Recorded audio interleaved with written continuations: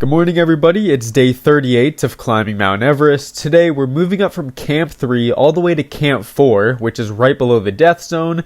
And then in the next day, we'll be resting, and the night following that, we're going to be pushing for the summit. It was an absolutely monstrous day, really long, really heavy, and yeah, enjoy. So we started off the day clipping into the fixed lines with our safety carabiners and ascenders to make sure we're only going up and not falling down. As you can see, we just exited Camp 3, which is down there in an absolutely crazy spot. Yeah, just leaving Camp 3. Yes! On this nice steep slope. Climb up this to Camp 4. We got Garrett Madison up here. Yeah. Garrett, how long of a day do we got? Oh, big day. Big day. Biggest day yet. Last move day before the summit. Camp 3 to 4 is said to be one of the hardest days besides summit day. I'm pretty sure it's just under about 3,000 feet of elevation gain, but the elevation gain is very mundane, boring, and just tedious. I mean, you're going up a pretty steep slope the entire time. I have nice boot holes kicked in here, but this is the last day that we're going to be carrying heavy packs. I have around probably 40, maybe 45, probably 40 with the oxygen bottle, which is pretty difficult to carry at this altitude. So we're just kind of moving up one step at a time, not rushing or anything because we don't want to exhaust ourselves. We're not in a rush to get to Camp 4, so we're just making our way up there.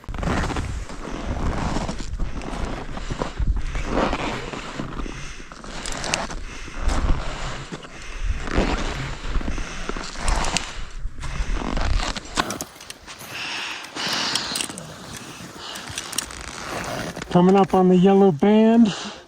Hey Garrett, the yellow band is made out of limestone, right? Limestone. Came a long way.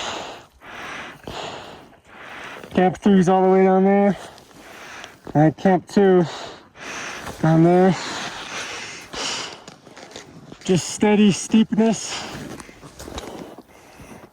all the way up here.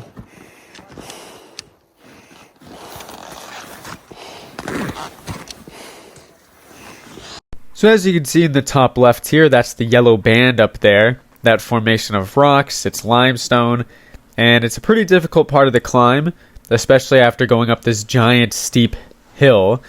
Makes it pretty difficult to go up it because you can't really dig into the rock.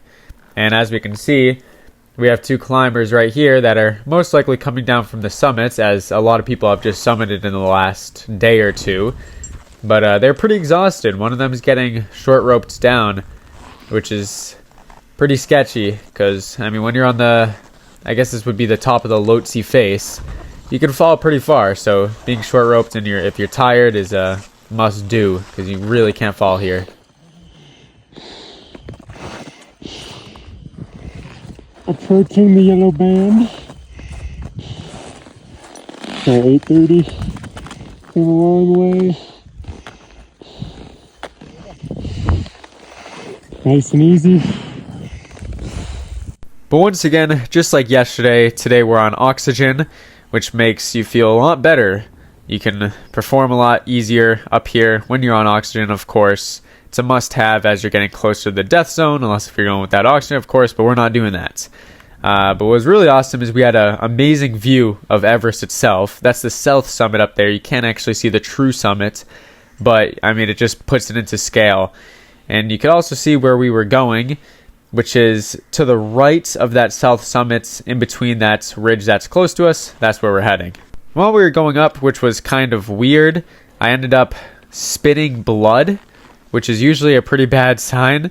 But I think what it was is the back of my throat got sunburned, and then I was coughing, and maybe it scabbed over, and I coughed off the scab, and then it ended up being some blood because I couldn't replicate it, but it was kind of alarming at first, right here. But we also have this guy this is what happens when someone is cross-passing with you. They go clipping around you. If you're going up, you shouldn't be the one to clip because you're the one going up. Kind of courtesy of the person going down to clip around you, so I'm making space for him. Taking a break here right before the yellow band. Garrett's munching right now. How much elevation gain have we made since Camp 3, you think? Oh, about 1,500 feet. Solid 1,500. Halfway, maybe.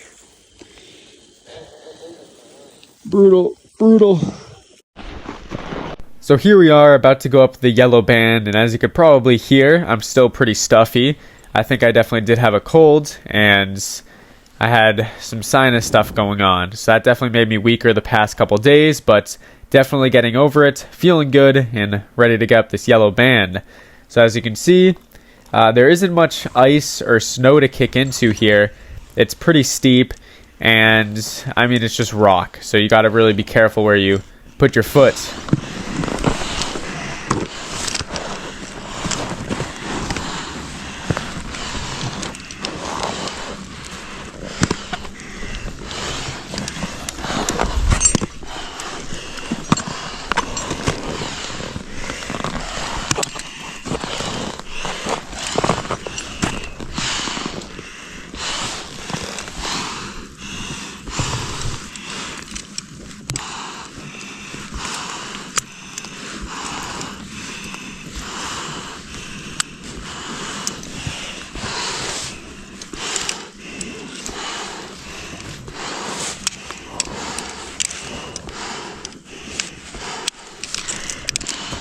So here you can see the steepness of the yellow band. It doesn't look very high, and really it doesn't go for that long, but it takes so much out of you because you really got to make sure to lock your legs in when you're on the rock. You don't want to slip, rip your down suit or something like that, or end up stabbing yourself with your crampon, because that would not be too good up here. But really it's just pacing yourself, 1, 2, push your ascender up like I just did right there, and continue getting up there.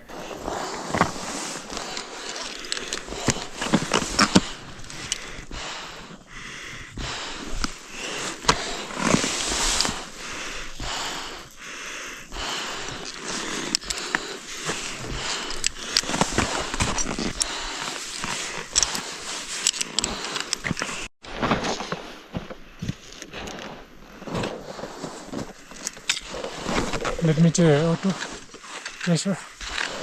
So here our guide Furba Sherpa is checking my oxygen tank, making sure I have enough O's to get to Camp 4 so I don't go hypoxic. Which is kind of weird, is even though I'm breathing really hard, I actually save a lot of oxygen. I'm not really sure how, but it's pretty nice.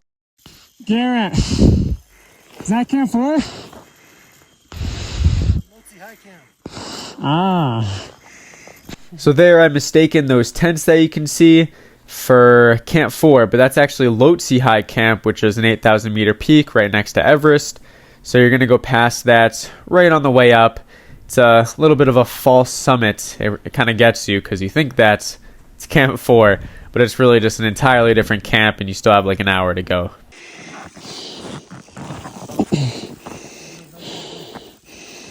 Lhotse High Camp. This is where you stay if you're going up there.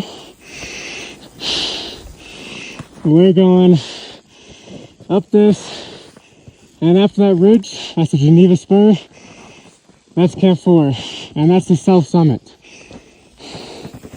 Yes, son. Yes, son. Look how far we've come. Yes, son. We used to be on that small trail down there. Hold on, thumbnail shot, thumbnail shot. You know, son. Is this a downhill? It's the first downhill of the day. Gotta enjoy it. So if you couldn't understand me there, it flattens out a little bit before you go up to the Geneva Spur, and there's just basically a downhill, a very, very small downhill. You can't really tell, but it is going down very slightly, but it lasts a solid 10 seconds, and then it's back uphill, up the Geneva Spur, which is really the last steep part on the way to Camp 4. So really just had to get up this thing. highest elevation. Maybe you can go past if you want.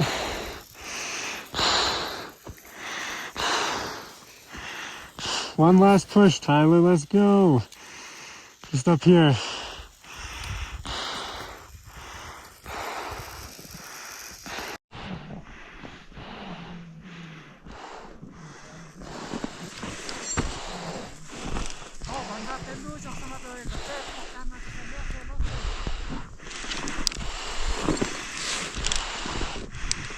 So immediately off the bat, as we were getting on the Geneva Spur, I realized how much people were coming down, and it was creating a pretty big traffic jam.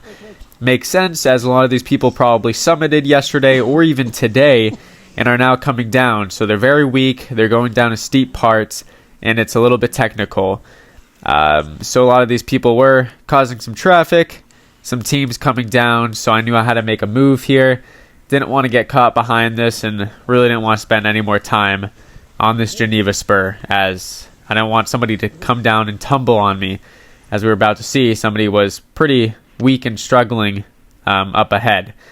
But anyways, I didn't want to wait, so I had to make a move before they came down here, and I got caught again, so I had to get up on these rocks.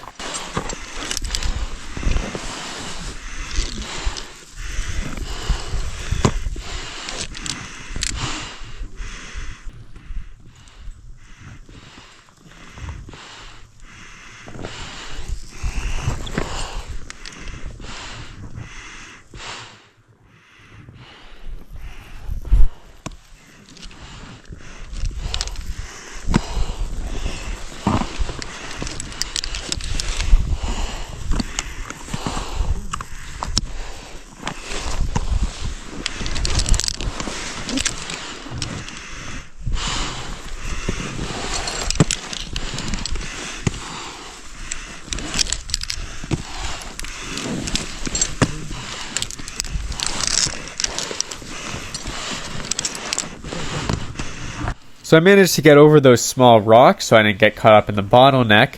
Now I can move over to the right side of the rope, therefore the people that are coming down can go around me, and hopefully I can get around them. But the problem is, we are both on the green lines.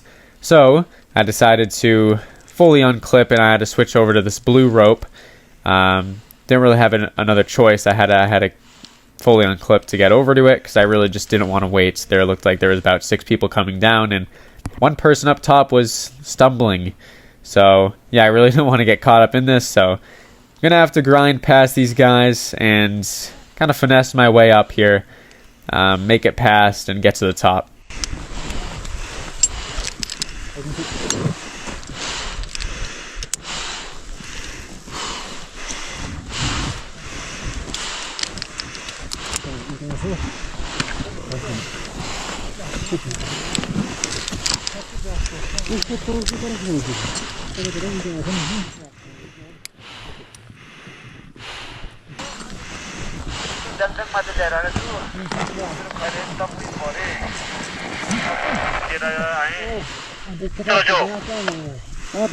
दुईजना यहाँबाट strong दुईजना शेर्पा गएको छ अनि त्यहाँ तातो पानी पठाएको छु दाइ अनि तपाईहरुले What's up, Tamari?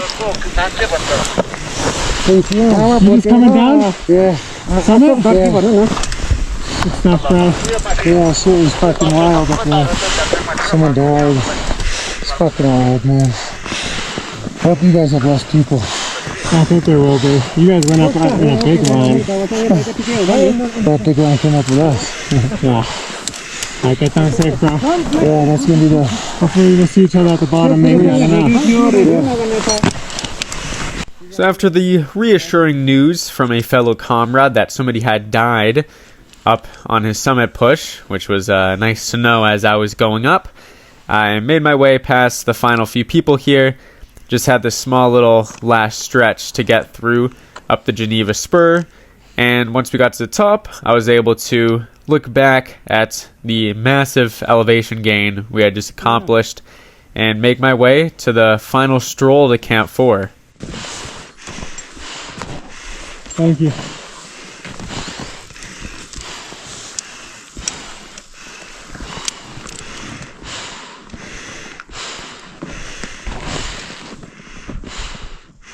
So once you get over the Geneva Spur, it's just a few hundred feet or something like that of just flat. It's a little up and down, which is really hard to get over at this point in time because you've just been going hard for a while. Hard day. But right at the end of this ridge will be Camp 4.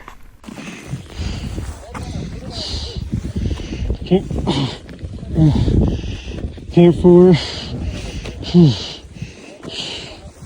That was a struggle. Oh.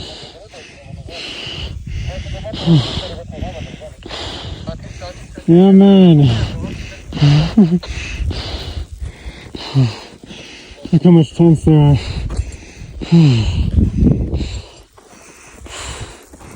That's a day right there. Just below 8,000 meters. Tomorrow's rest day. After that, we push for the summit.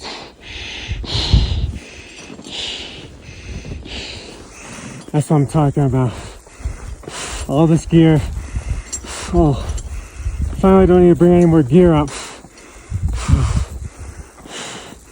We leave it here. Oxygen bottles. That's it. So rolling into Camp 4, I realized it was the dirtiest camp that we had ever been in so far. A lot of teams just didn't want to carry their weight down, so they just left all the trash that they, used up here, which is really sad to see, and it actually smelled awful. I don't know what I was smelling, but you could definitely smell all the waste that was around you. So there's a lot here. I don't really know what they can do about this because you're practically in the death zone at this point. You can't get someone to monitor this. You can't stay up here for that long, so it's kind of hard to do anything about this. But yeah, it was pretty gross to see.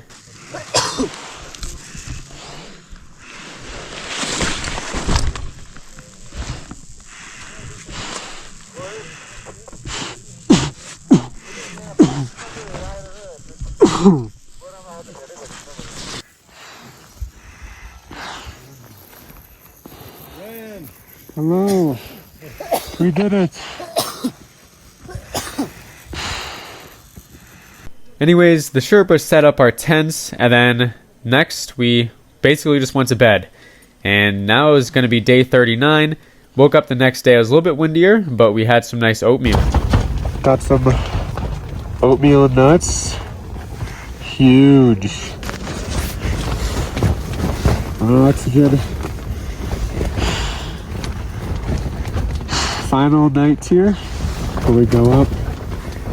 Alright, here's Camp 4. Definitely cleared out quite a bit from yesterday. Our tents are those red ones. Head up there in about 6 hours.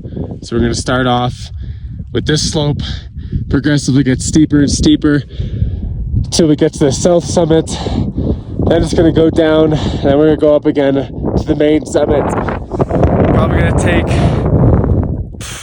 average 8 hours to get to the top, and down we're looking at a nice 12-hour day, probably. We never know. So we're feeling good. We're going to get it. And yeah, highest camp in the world right here. I'm pretty sure. Right below the death zone.